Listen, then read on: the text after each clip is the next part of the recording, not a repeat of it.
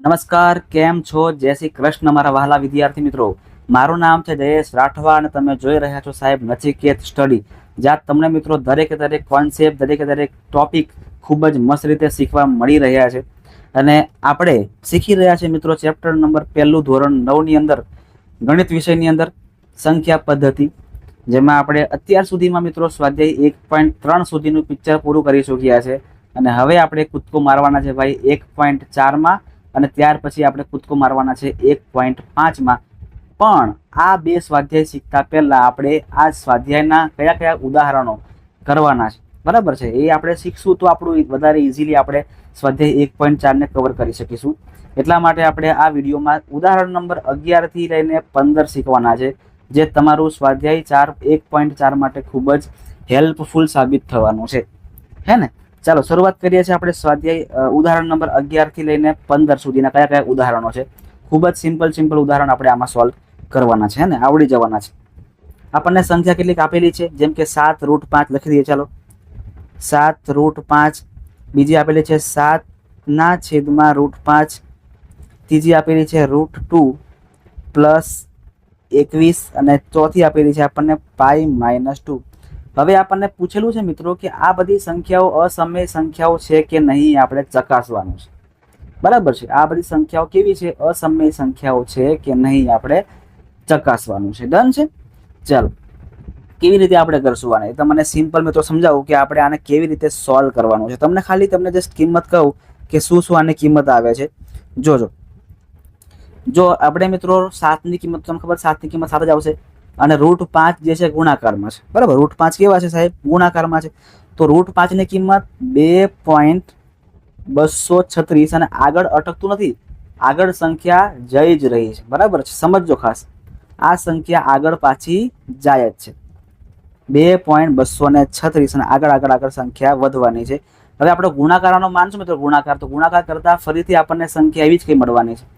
ગુણાકાર કરતા ફરીથી આપણને કોઈ સંખ્યા મળશે. 7 અહીંયા 16 આવશે, 16 પોઈન્ટ સમથિંગ સંખ્યા આપણે કરીએ અહીંયા 16.652, અને આગળ સંખ્યા વધે છે. પણ મિત્રો આ સંખ્યાની ખાસિયત કંઈક એવી છે, 16 પોઈન્ટ આપણે સંખ્યા આગળ મૂકીએ ને, તો આ સંખ્યાની ખાસિયત કંઈક એવી છે કે આ સંખ્યામાં ક્યારેય તમને રિપીટેશન જોવા નથી મળતું. એટલે આ સંખ્યા કેવી છે? અનંત અનાવૃત સંખ્યા છે. અનંત અનાવૃત સંખ્યા આપણને મળે છે, બરાબર છે. એટલે મતલબ 7 ગુણ્યા √5 નું આપણે કરીએ ઓપરેશન તો આપણને અનંત અનાવૃત સંખ્યા મળશે. એવું ને એવું છે મિત્રો, 7/√5 પણ આપણે કરીએ ને તો પણ આપણને અનંત અનાવૃત સંખ્યા જ મળે, અનંત અનાવૃત સંખ્યા જ મળે. એવી રીતે આપણે અહીંયા √2 ની કિંમત તમને ખબર હશે, √2 ની કિંમત આપણે 1.41 લઈએ છીએ. શું લઈએ છીએ મિત્રો? આપણે 1.41 લઈએ છીએ. 1.41 પણ 1.41 નથી, હજી પણ આગળ સંખ્યા આગળ વધે જ છે.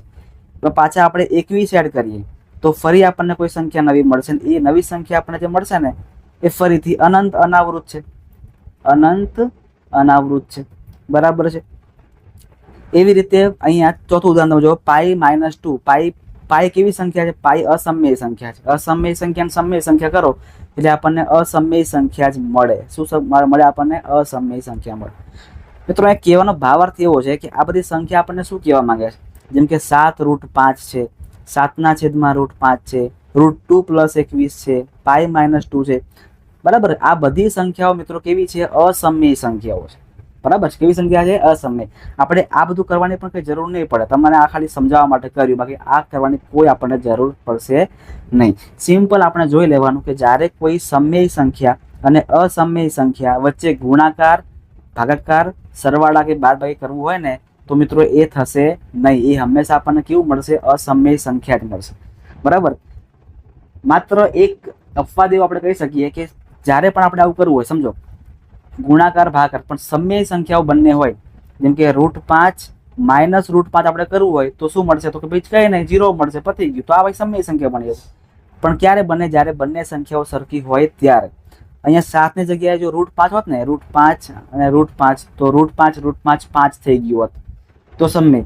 પણ એક જ સમય સંખ્યા છે અને એક અસમય સંખ્યા છે, એક અસમય સંખ્યા અને એક સમય સંખ્યા, તો એ હંમેશા કેવી બનશે? અસમય સંખ્યા જ બનશે. આ સિમ્પલ વસ્તુ છે, વધારે આમાં કરવાની કઈ જરૂર નથી. આગળ વધીએ છીએ. અહીંયા 2√2 પ્લસ 5√3 અને √2 માઇનસ 3√3નો સરવાળો આપણે કરવાનો છે. સૌથી પહેલાં સરવાળો કરવા માટે આપણે સંખ્યાને મૂકી દેવાની કૌંસની અંદર, એટલે 2√2 પ્લસ 5√3 સરવાળો કરીએ એટલે સરવાળો અહીંયા √2 માઇનસ 3√7. શું કરીએ જોજો, હવે આખો કૌંસ છે ને આખો કૌંસ બરાબર છે. આપણે સરવાળામાં કૌંસ છોડી દઈએ, તમને ખબર છે. આ કૌંસ આપણે છોડી દઈએ તો આખું પદ આપણને આવું મળશે, 2√2 પ્લસ 5√3 પ્લસ √2 માઇનસ 3√3. અહીંયા સરવાળો છે એટલે અહીંયા કંઈ અંદર કંઈ નિશાનીમાં કંઈ ફરક પડશે નહીં. જે નિશાની છે એવી ને નિશાની આપણને જોવા મળવાની છે. હવે આપણે જો અહીંયા પણ પાછળ √2 છે અને અહીંયા પણ પાછળ √2 જ છે, તો આ બંને પદને કરી દેવાના ભેગા. અને એવી રીતે અહીંયા પણ √3 છે પાછળ ને અહીં પણ પાછળ √3 છે, એટલે આને પણ આપણે ભેગા કરી શકીએ છીએ. તો કરી દઈએ લોકોને ભેગા. તો અહીંયા 2√2 પ્લસ √2 અને એવી રીતે અહીંયા પ્લસ 5√3 માઇનસ 3√3 આવું થઈ જશે. હજી એક આપણે સ્ટેપ લેવા જઈએ ને તો જો અહીંયા 2, અહીંયા √2 કોમન નીકળે છે. અહીં શું કોમન નીકળે છે ભાઈ? √2 કોમન નીકળે છે. અહીંયા 1 આવે તો આપણે એવું કરીએ કે 2 પ્લસ 1 અને √2 ને આપણે કોમન લઈ લઈએ. એવી રીતે અહીંયા √3 કોમન નીકળે છે. 5 માઇનસ 3, 5 માઇનસ 3 અને √3 છે એ બંનેમાં કોમન છે.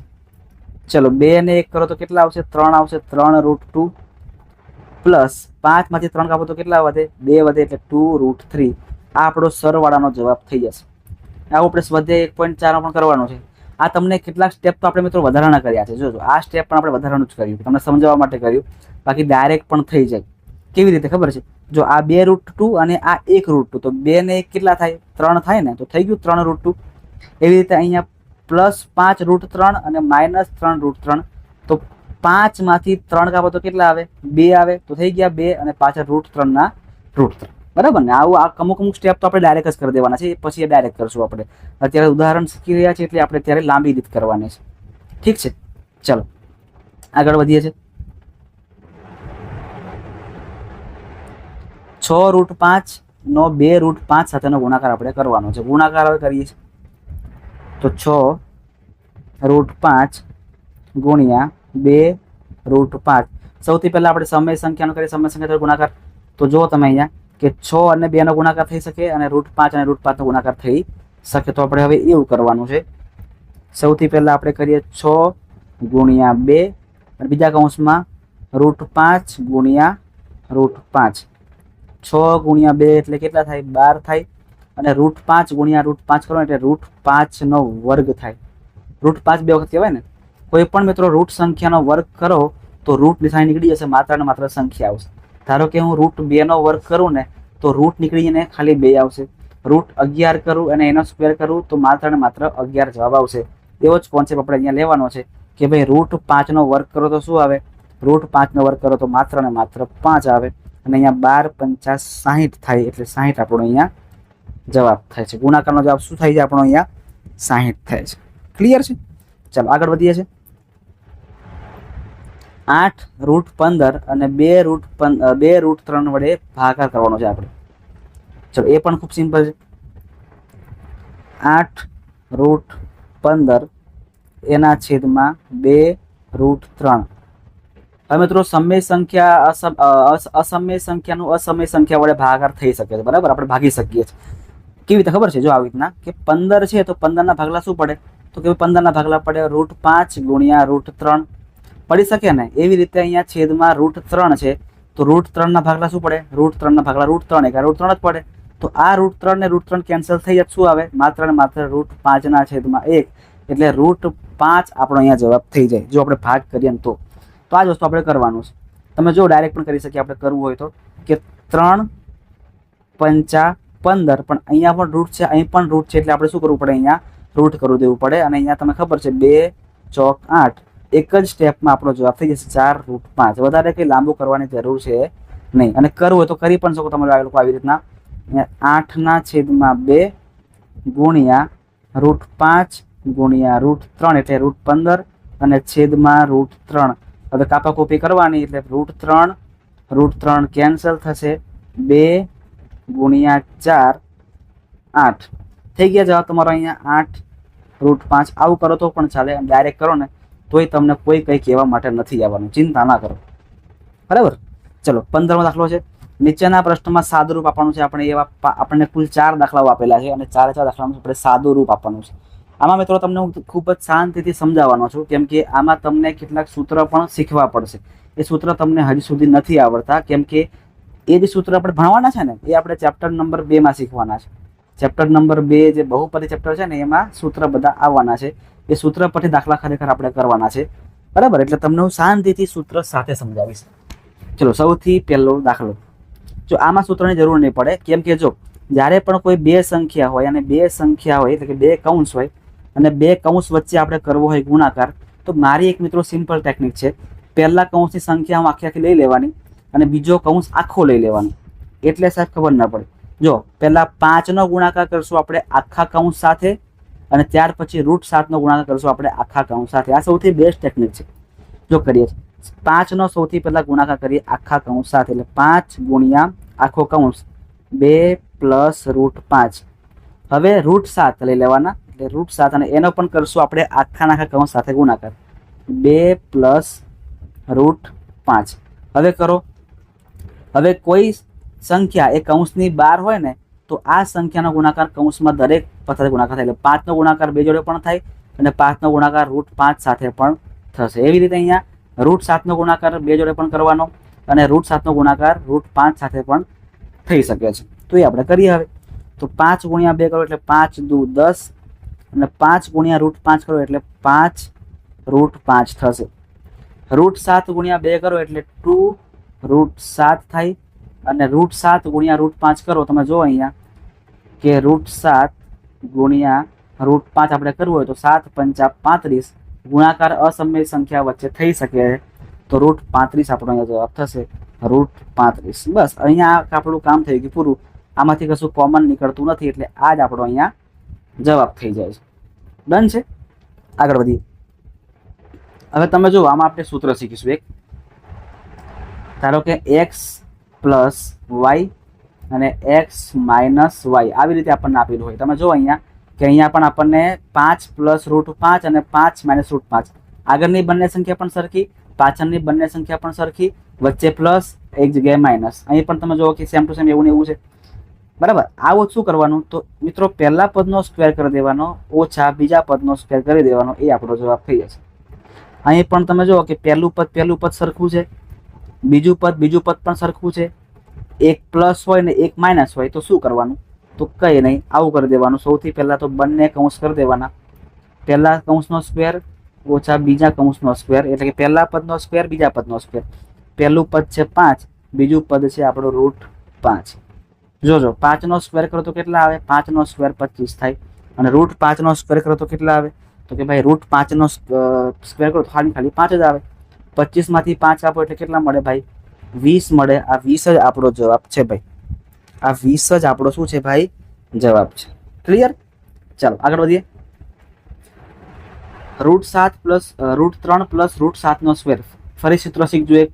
જેમ કે કૌંસમાં x હોય પ્લસ y હોય, એક સંખ્યા પ્લસ બીજી સંખ્યા આખા કૌંસનો સ્ક્વેર. શું કરવાનું તો મિત્રો પહેલા પદનો સ્ક્વેર કરી દેવાનો એટલે કે x², પછી 2 ગુણ્યા પહેલું અને બીજા પદનો ગુણાકાર એટલે કે 2xy અને છેલ્લા પદનો પણ આપણે સ્ક્વેર કરવાનો એટલે કે y².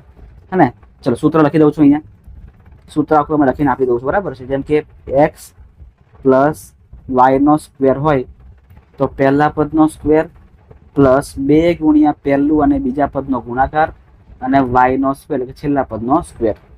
આવું સેમ ટુ સેમ આપણે અત્યારે કામ કરીને કરવાનું છે કે ભાઈ પહેલા પદનો સ્ક્વેર પ્લસ 2 ગુણ્યા પહેલું પદ બીજું પદ પ્લસ છેલ્લા પદનો સ્ક્વેર. ચલો પહેલું પદ આપણું કયું છે? √3 છે એટલે √3. અહીંયા પહેલું પદ એટલે √3, બીજું પદ એટલે કે √7 અને બીજું પદ એટલે કે √7. પહેલા બે કૌંસમાં પહેલા બે પદ આવશે અને બીજા બે કૌંસમાં બીજા બે પદ આવશે. બસ સિમ્પલ છે. √3નો સ્ક્વેર કેટલો આવે? √3નો સ્ક્વેર 9 ક્યાં કહું છું 3 આવશે. રૂટ નીકળી જશે. 7 તરી 21 એટલે કે 2√21 પ્લસ √7 સ્ક્વેર 7 આવશે. 7 ને 3 નો સરવાળો કેટલો આવે 10 અને અહીંયા 21 ગુણ્યા 2 થશે નહીં, કરતા પડતા નહીં મારા ભઈલાઓ, બરાબર છે, નહીં થાય. એટલે 10 પ્લસ 2√21 આપણો અહીંયા જવાબ થશે. આગળ દાખલા નંબર ચોથો. આપણે આગળ જે કર્યું ને કે આગળના બે પદ સરખા હોય એટલે કે √11 અહીં પણ √11, પાછળના બંને પદ પણ સરખા હોય √7 નિશાની અલગ અલગ હોય કે એક પ્લસ અને એક માઇનસ, તો શું કરવાનું તમને ખબર છે કે પહેલા પદનો સ્ક્વેર કરી દેવાનો અને પછી બીજા પદનો પણ સ્ક્વેર કરી દેવાનો, હે ને? ચાલો કરી દઈએ. પહેલા પદનો સ્ક્વેર એટલે કે √11 સ્ક્વેર થશે અહીંયા,